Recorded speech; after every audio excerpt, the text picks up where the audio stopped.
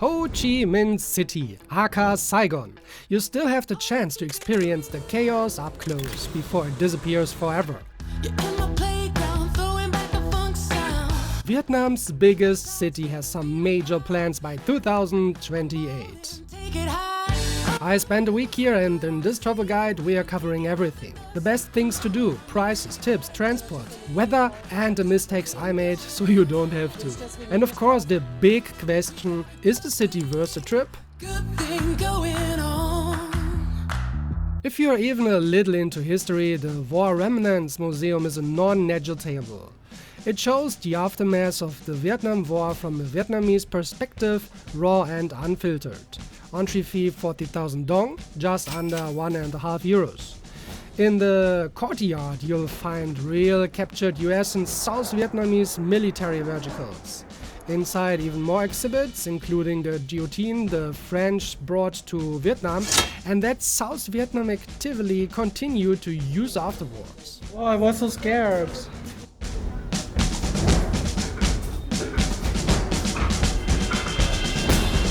Honestly, I don't know the Vietnam War well enough, and I only realized that once I was standing inside. No audio guide, no red thread. I got a bit lost in there. What impressed me so much more was the building right next door. Tank 843 rams the side gate and gets stuck. Tank 390 comes right behind it, rams the main gate. The commander jumps out, runs up to the roof and raises the flag. Because North and South Vietnam were in a situation back then very similar to today's North and South Korea. From that moment on, Saigon was history. The city got a new name. The building itself has been unchanged since 1966. 95 rooms completely frozen in the 1970s. The president's office, bedroom, private cinema, card room. For 80,000 dong you can visit this piece of history, and it genially left an impression on me.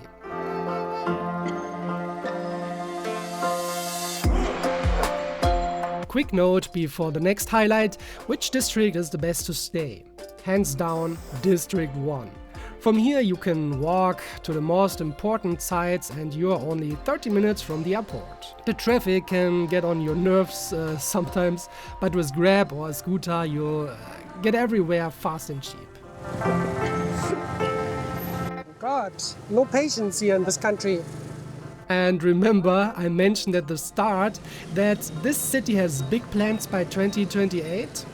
Saigon is planning to ban millions of motorbikes from the city center. So this traffic, exactly as you're seeing and experience it right now, has an expire date.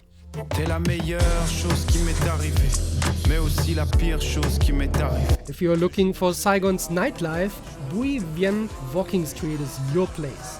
Bar after bar. Neon lights, dancers on podiums, pushy stuff included, unfortunately. Locals actually call the street Po Thai or Pho Thai, which translated to the foreigner streets.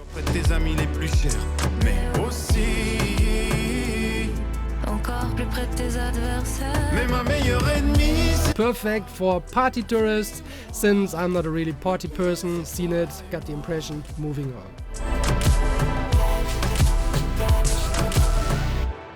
But here's a spot almost no travel guide will tell you about. A real floating temple, over 300 years old, the Phu Chau Miếu. Not the easiest to find, but the link and directions are in the description, so you don't have to figure it out yourself. The small ferry costs 20,000 dong, so under €1, and runs between 7 AM and 4:50 PM.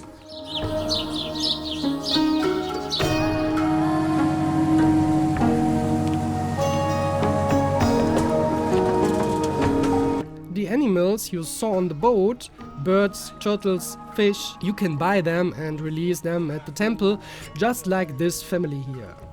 The idea behind it, you can save a life and get good karma in return. Oh, they are free now. Swimming. Whether that really works when the animals were kept in way too small cages beforehand and their chances to survival in the river aren't exactly high, that's for you to decide.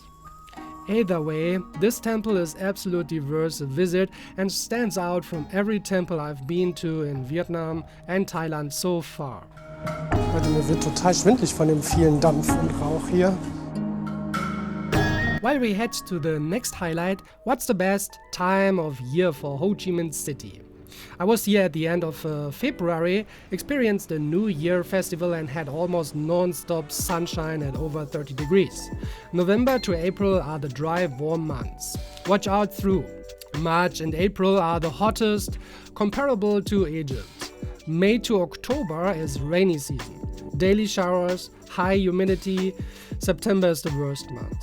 The upside of rainy season, flights and hotels are significantly cheaper. Okay, back in District 1. You might recognize it straight away. Nguyen U Street, the pedestrian zone of the city. Here you'll find the cafe apartments building, bars and malls. Right next door, the Saigon Central Post Office. Go in, buy a postcard, send it at home. Old school, but it works.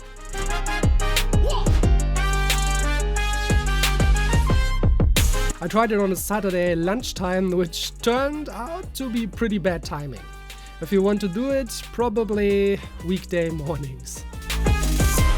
Also nearby, the Ho Chi Minh statue, with the People's Committee building behind it, a government building constructed by the French colonists.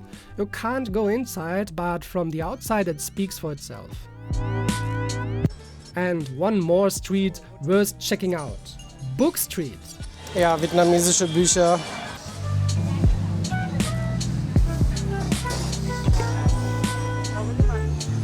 Yes, most books are in Vietnamese, but there are English ones too. So das ein oder andere englische Buch habe ich hier auf jeden Fall schon gesehen. If you're into books, pop in for a few minutes. Side tip. There's always a crowd at one of the ATMs nearby. That's the VP Bank, where cash withdrawals come with no or very low fees, depending on your account, of course. Speaking of money, Vietnam has a reputation for being cheap. But what does it actually look in the supermarket? I filmed the prices at the E-Mart, a supermarket here in Saigon, and compared them to prices back home. The result, not everything is cheaper. If you stick to street food and local products, you can easily get by on 5 to 8 euros a day for food. Important heads up before we continue. I've never had such bad stomach cramps so often. 2 days I even had a fever. 2 months in the Philippines last year clearly didn't toughen me up enough. So don't drink tap water and don't brush your teeth with it either. Especially in the first few days, avoid raw vegetables. They are often washed with tap water. Also watch out with smoothies and ice cubes at street food stalls. Landmark 81 and the Bitexco Financial Tower. One is Vietnam's tallest building, the other briefly was. You should definitely check out one of the observation decks. I've made a separate video on both towers, feel free to check it out.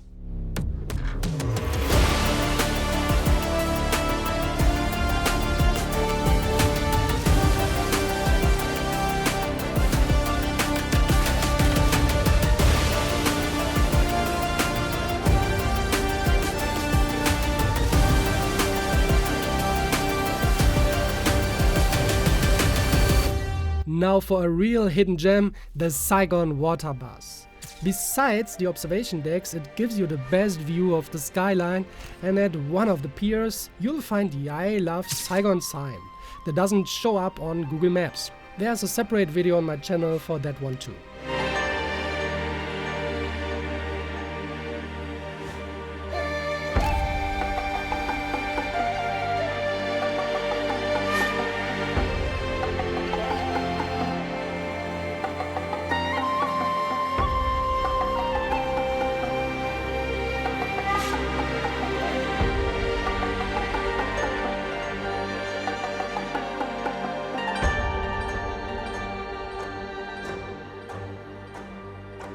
If you are on budget and have some patience, Ben Tan Market.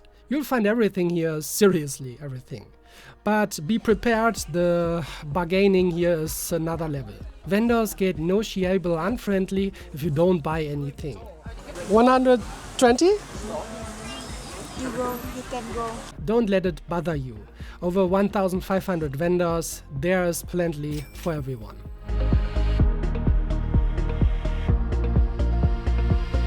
To wrap things up, I was here for a week during TED and even had exclusive behind-the-scenes access to the festival, and it was exactly the right amount of time. Most guides will tell you 3 to 5 days, I say 7. Not because the sites need that much time, but because the city is meant to be experienced, not just ticked off a list. Encore plus près de tes adversaires. Mais ma meilleure ennemie c'est toi. Fuis-moi. Le pire c'est toi et moi. Mais ma meilleure ennemie c'est toi. Is Ho Chi Minh City worth a trip? Yes, absolutely, yes.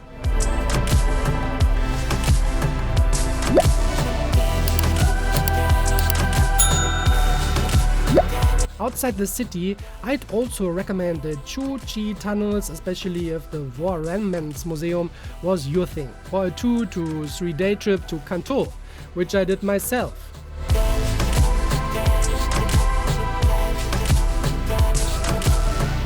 Cheerio.